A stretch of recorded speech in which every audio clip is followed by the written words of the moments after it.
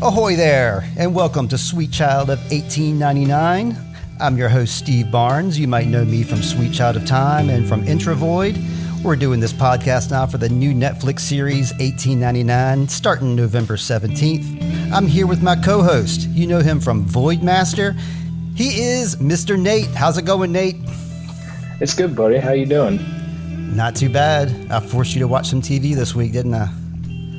You certainly did. So, Nate, where might people know you from? I said you were from Voidmaster.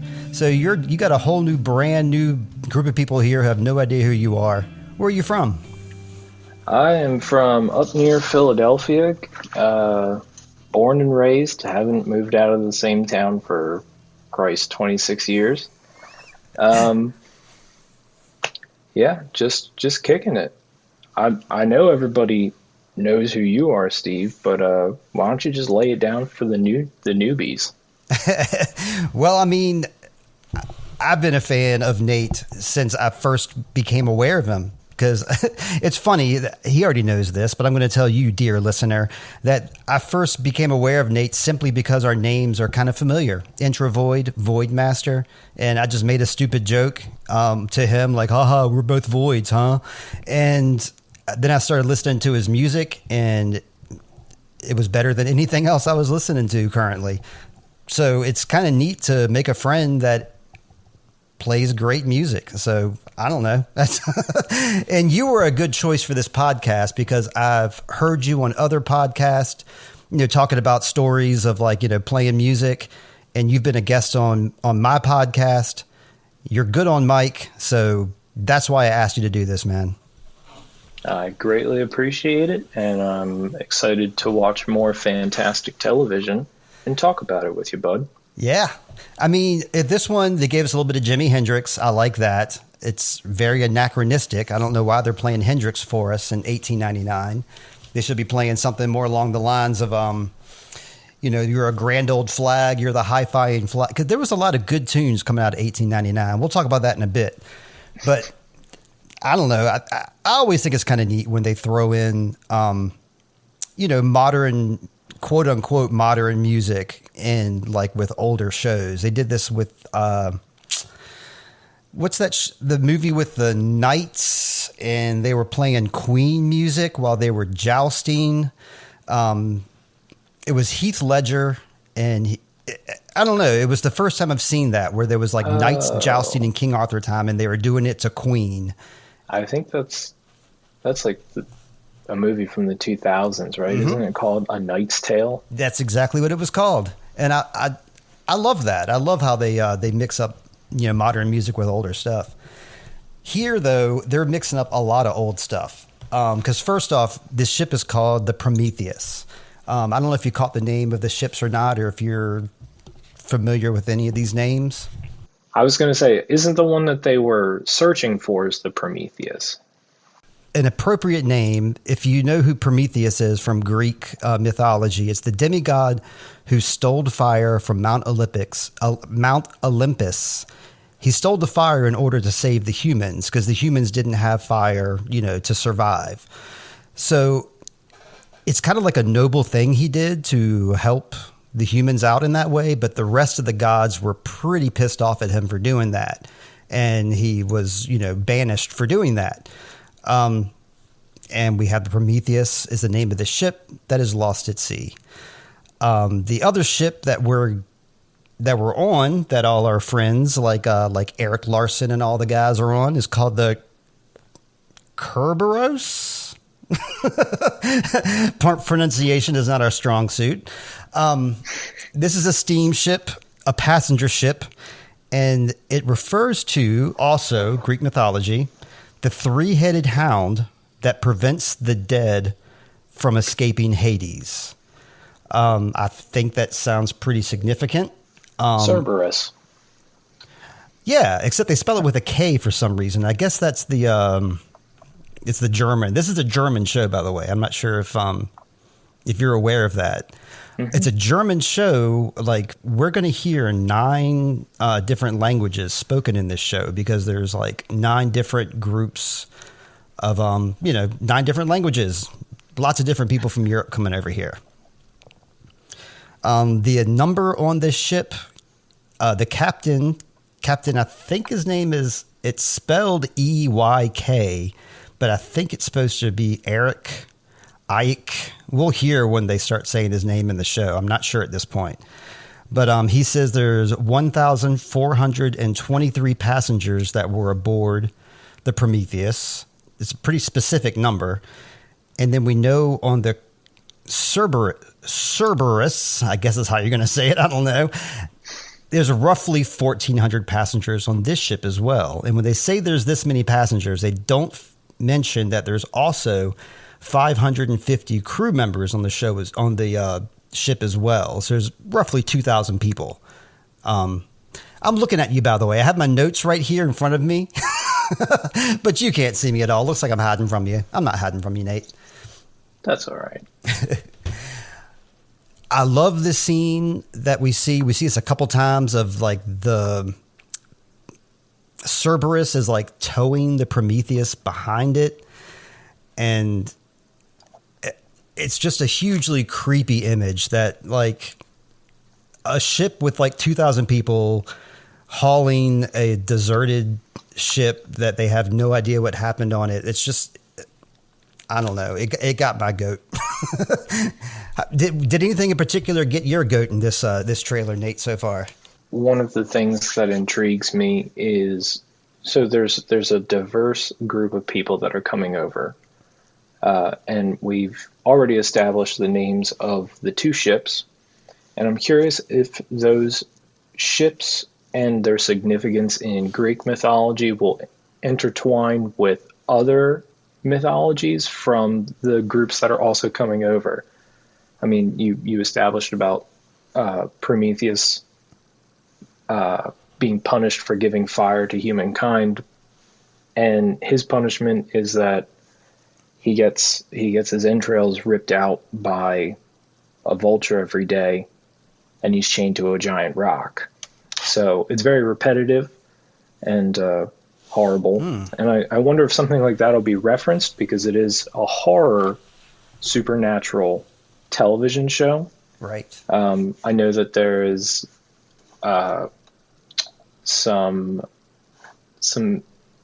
people coming over from Asia, and I wonder if we'll see something like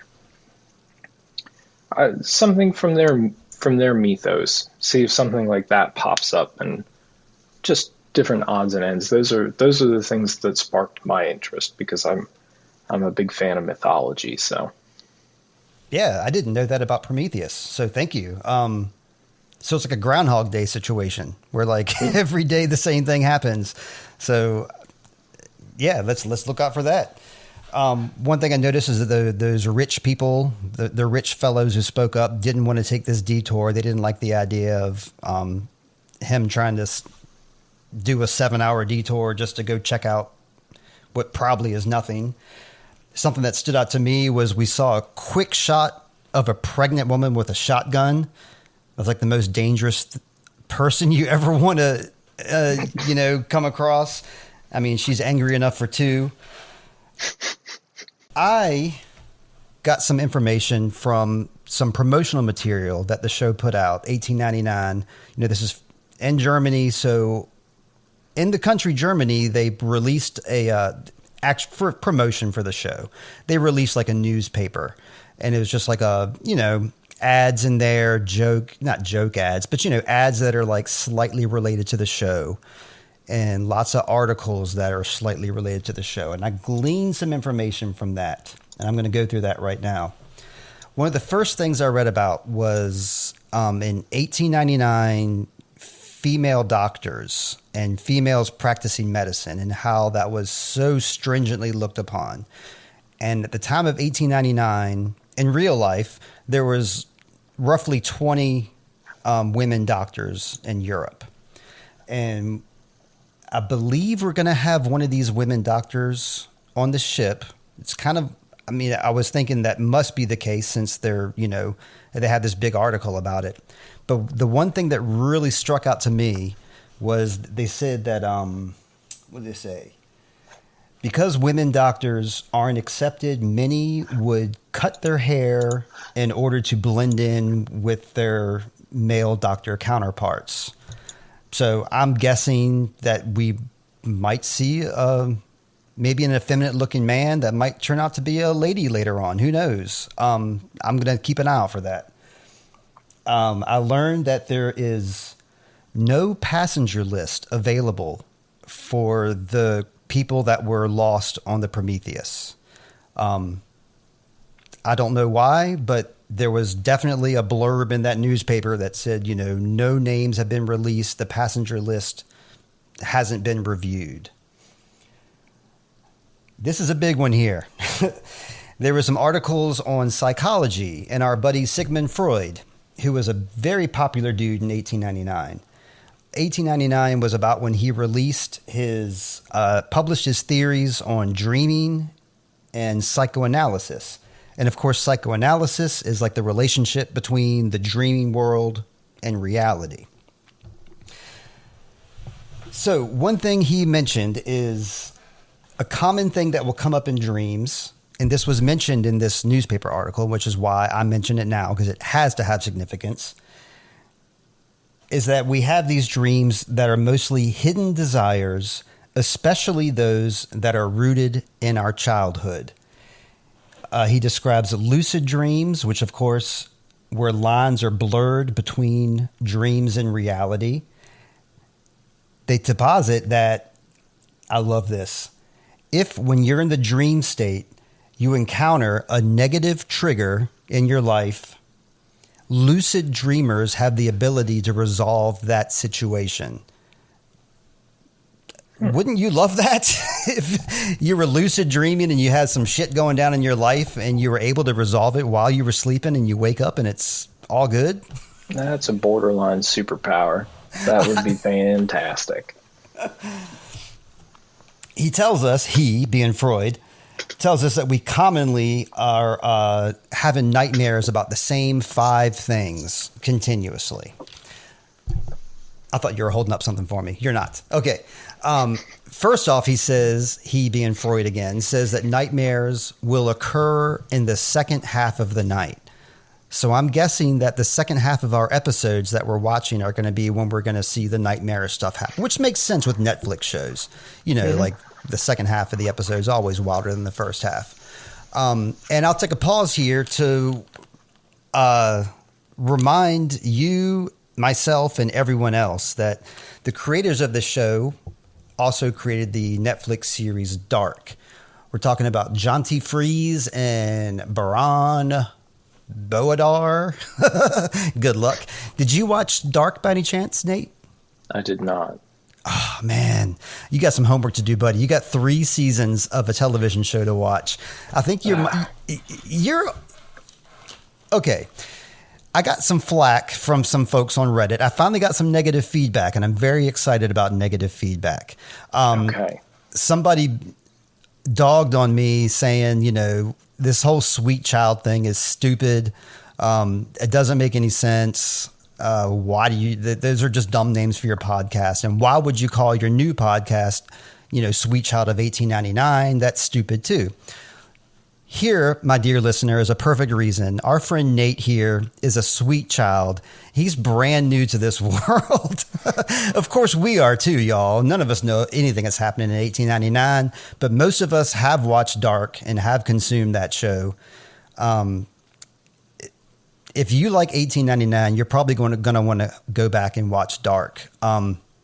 Again, it's a German show, subtitled, heavily deals with time travel and multiple dimensions, and I had to stop watching it at one point because my head was hurting because I was trying to figure out which characters were involved with other characters and at which point things were happening, and it made my head hurt a lot, like physically hurt, and I had to stop watching the show and then go back to it again later. Let me go back to what I was saying about nightmares. We got 5 types of nightmares. The main types: falling, which is symbolic of losing control in your life. There's death, which is symbolic of new beginnings or perhaps leaving something behind. There's being chased, which would be representative of you feeling threatened or some way in your life. There's paralysis. That's a Steve Barnes common theme. And what that means is a lack of personal progress that you feel for yourself, which is why I feel paralyzed in my dreams and I can't move. And then there's the being late, like running late, like being in a big hurry. And that's supposed to be representative of not having made the most of your time and not having made the most of your life. So I have a strong feeling we're going to be seeing these 5 themes carried on in our show. So I revealed what my nightmare is, Nate. Which of these 5 nightmares is your most common theme? I think if I really had to choose, it's probably being late. And I think that probably spills over into my consciousness too. I think every day I go, well, I probably could have done this, and this today, but I didn't. And then it just shows up when I go to sleep. So, and what's funny is I absolutely hate being late. I'm almost always on time. So, who's gonna be running late in this dream? I think it's the Prometheus that's running late, right? They're like 4 months late. They're lost at sea. Yeah. All right.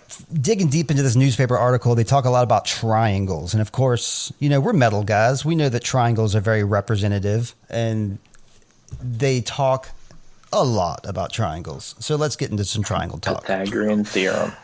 Triangles represent unity. They represent equality because you got 3 equal sides. You got the Pythagoras theorem. Am I saying that right? I can't pronounce words. Why do I podcast? Pythagorean theorem. This is representative because you look at that theorem, looks very simple and straightforward at first, but the more you get into it, the more it illuminates the uncertain. When you're working the theorem, you're calculating a previously unknown missing value, which, when discovered, completes a mystical figure. Which that right there makes me think about the Father, the Son, the Holy Ghost. Those 3 things are supposed to make up God. We have lots of other examples of the exact same thing. Mind, body, soul, past, present, future. These are all like triangle representations. And these were pointed out to me in this newspaper. So this is where I'm getting my information from. This is information that was handed to me to assimilate, to hand to y'all. We got heaven, hell, and earth. Mother, father, child. We got birth, growth, then death. And then Buddha comes along and tells us we got the body of knowledge, we got the body of heaven, we got the body of earth. Did I miss anything in the triangles? Can you think of any triangle symbolism for me?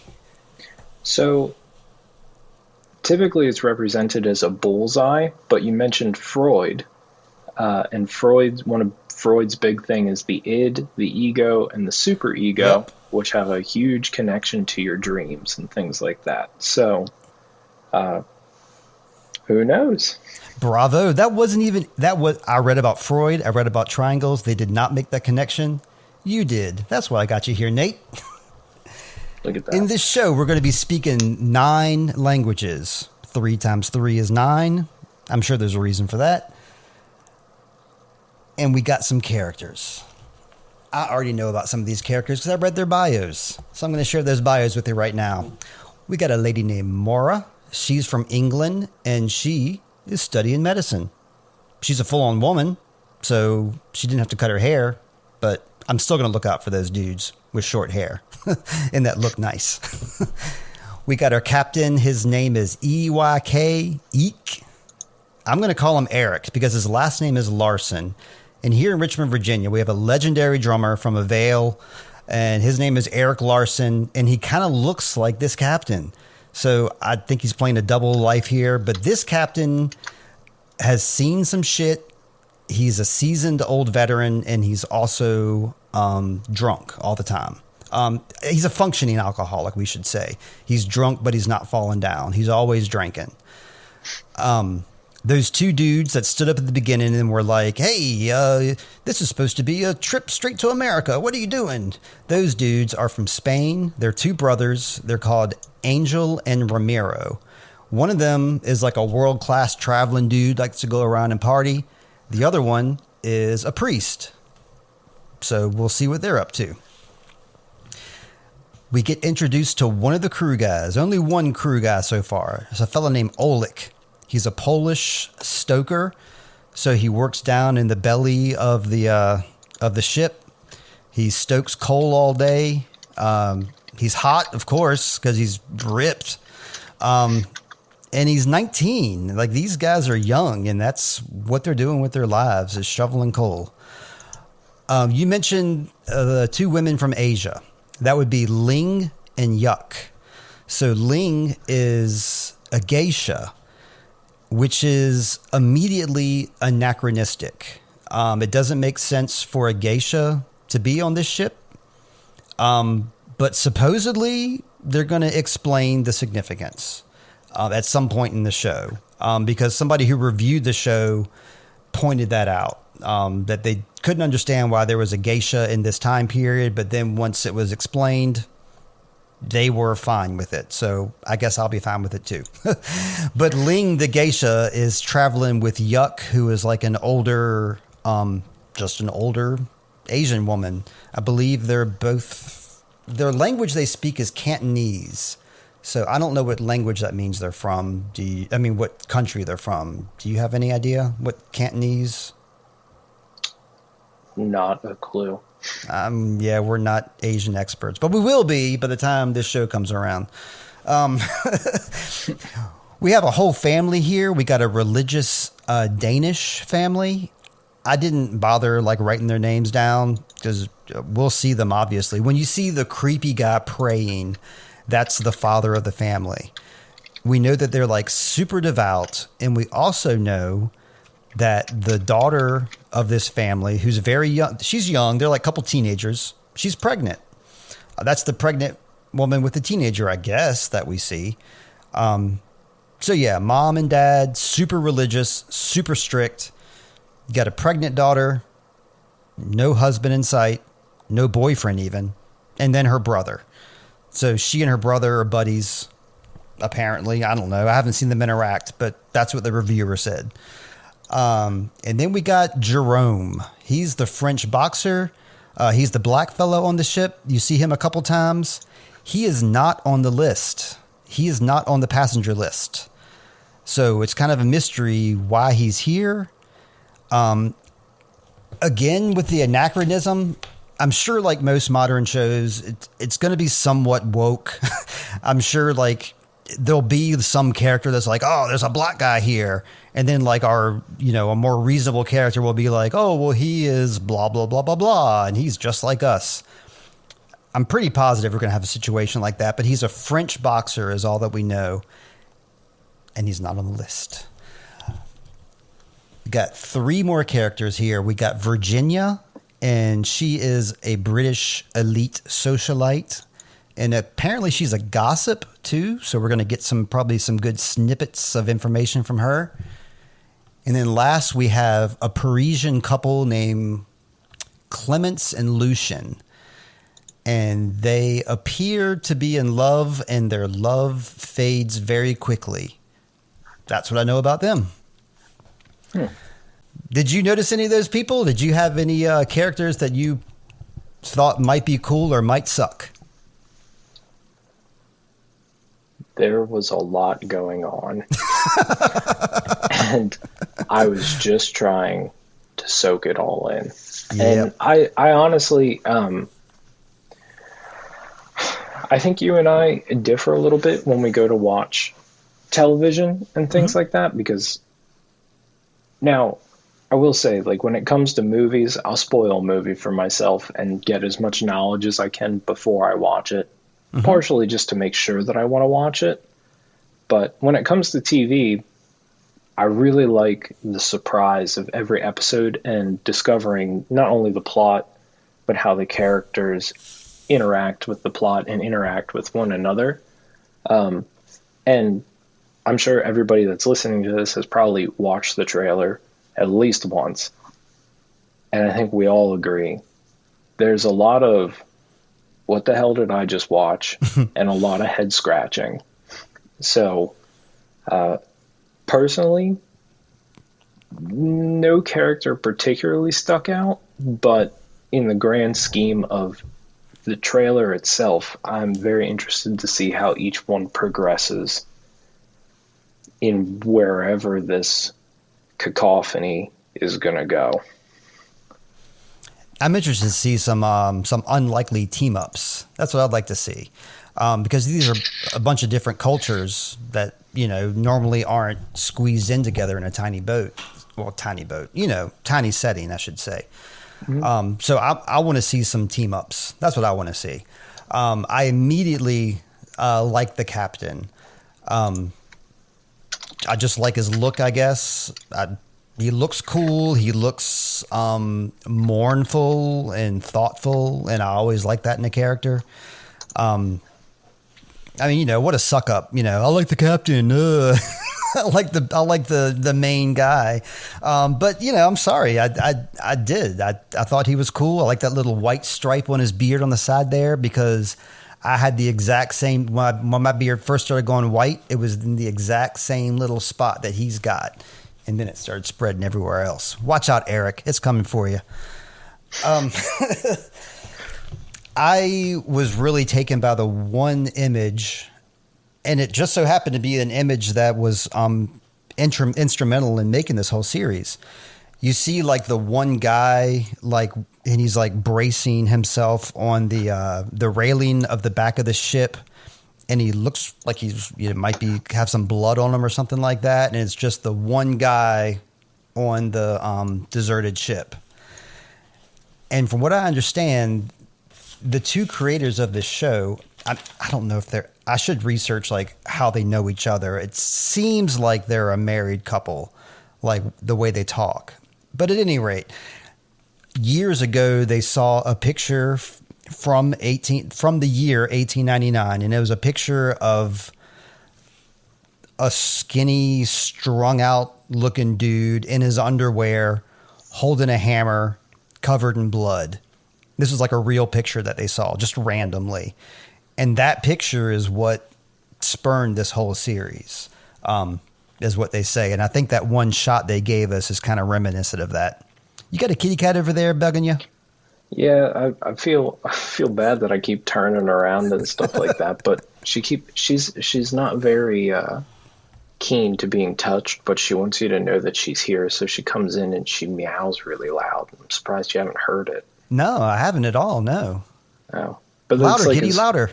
It's like as soon as I turn around, she's like, "Oh, he notices," and then she runs out. So it's like, if I pet her a little bit, maybe it'll be all right. But what's the cat's name? Come on. Hazel. Oh, that's great. Is Hazel old? That's like an old lady's name. Is Hazel old? No, she's 3 and she has half a tail. Oh, did you do that? No, she's actually my roommate's cat. Cat. But yeah, she came like that. I asked them if they got a discount when they got her, and they said no. They didn't think that was as funny as I did. I think it's great. I think it's worthy of a 5% discount personally. Exactly.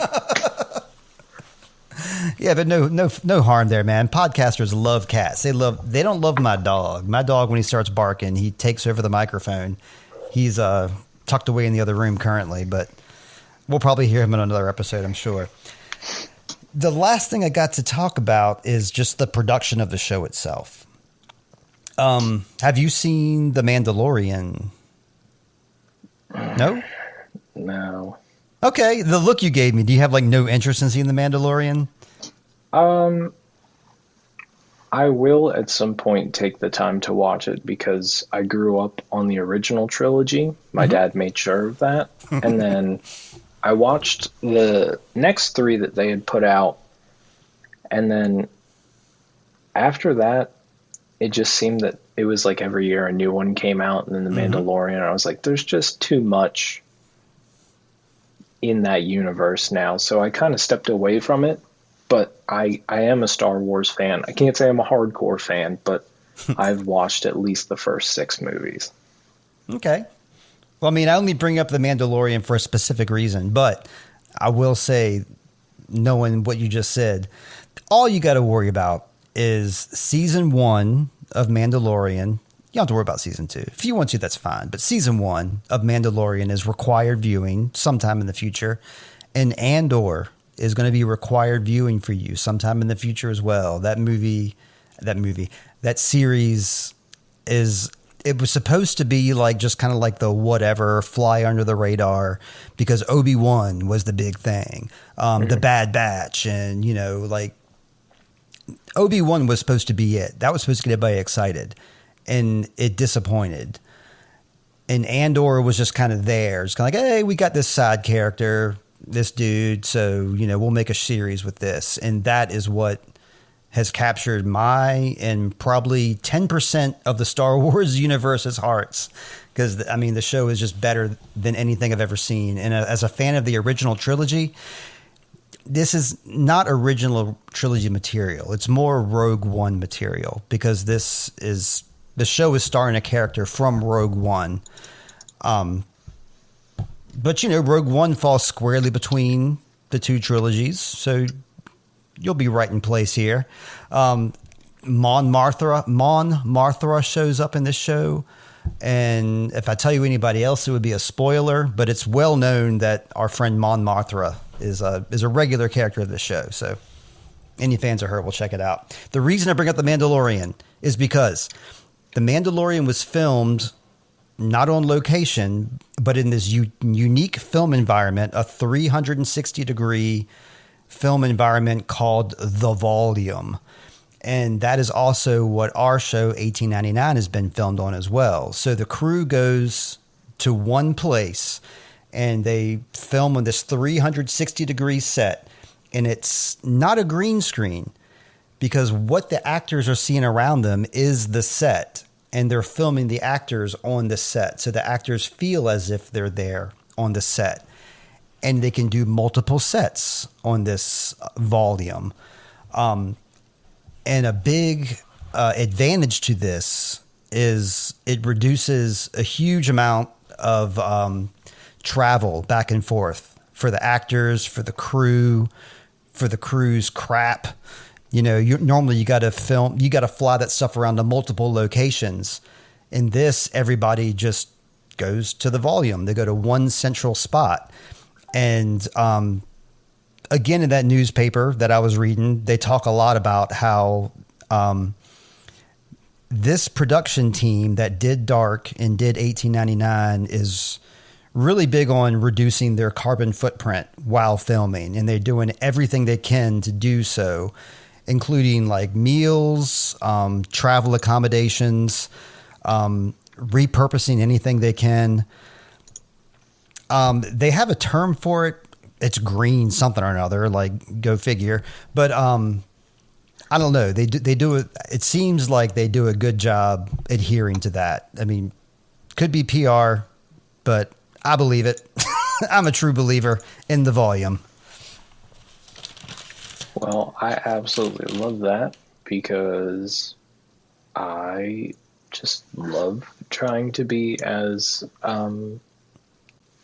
involved in the whole reduce, reuse, recycle thing as I can. I mean, I have a compost bin. I do all that kind of stuff. Try to separate the recycling and all those other odds and ends.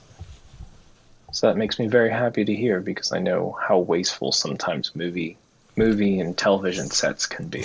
You're telling me. Oh my God. Please send us your thoughts via email if you'd like. You can reach us at sweetchildoftimepod@gmail.com. You can visit our Instagram at sweetchildoftime or at intro.void. Just get in touch with me. Let me know what you think. Give me your thoughts. And I'm hoping to have a special guest on episode 2 or 3 to come in with some speculation theory. He's an expert on the show Dark. He's got some deep thoughts for you. Before anybody wants to watch this show, though, they got to know where they can find your music, because I'm a fan, So where can people find you, Nate? You can find me on literally any streaming service that you listen to, or YouTube or Bandcamp at voidmaster.bandcamp.com. If you want to see a bunch of stupid pictures that we seem to post way too often, you can find us on Instagram at void.master.